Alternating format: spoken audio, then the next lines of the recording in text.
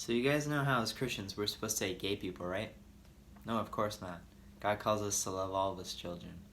Sometimes all it takes to be loving is being tolerant and seeking better understanding of people, whoever they are. Often if you look hard enough, you'll learn something that you didn't expect. I'm here to tell you guys about the trip I went on this summer to Paris, where I had an encounter with the National Pride Parade and was able to look at it from a new perspective. So I'm walking down the streets of Paris with my two best friends, looking at all the beautiful architecture, smelling the delicious scent of bread, herbs, and cheese, when I hear an ambient roaring of people in the distance. My friends and I are curious to what's going on, so we walk towards the noise to find out that France was holding their National Pride Parade here in Paris. As I looked out at the parade, I could see that there are thousands upon thousands of people of all different races, sexual orientations, and backgrounds, all cheering in euphoria and approval of one another. There was loud music playing which amplified the powerful and exciting energy and allowed everyone to be synchronized in rhythm as they danced and strutted themselves for all that they are proud of. They're all people with their own stories coming together for one movement, so proud, so united, and so confident. I could feel the power overflowing from the crowds like a contagious energy. It gave me goosebumps. I was looking at God's children. Whether they knew it or not, that's what they are, and to me, it was beautiful.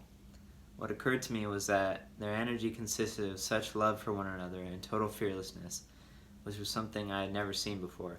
Then I thought, what if we as Christians were as contagious with our fearlessness and love?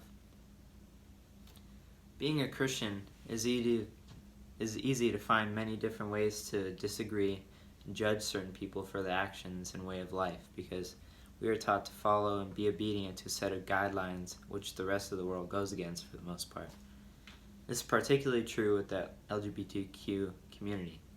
Many people think as Christians we should disregard and disagree with anything to do with their community, but that is not what God has called us to do. He did not call us to judge, hate, or find differences amongst one another. In fact, he actually specifically tells us not to do those things. God tells us to be understanding and loving of his children no matter who they are. After all, in the Bible, Jesus spends most of his time with outcasts of all kinds because those are the people that need God's direction the most. I kept these things in mind in hopes of better understanding this group of people, and I ended up being inspired by them. To see a movement that was so centered around love and fearlessness, even though I don't identify with their community, inspired me to strive towards the same mentality in all that I do. If I could maintain a fearless love and energy as a Christ follower and have others join me, the movement would be unstoppable. Instead of looking at someone different than you in judgment, we could all teach ourselves to have a lens of love and curiosity to better understand and learn from one another, because we all have something beautiful and valuable for others to know. Thank you.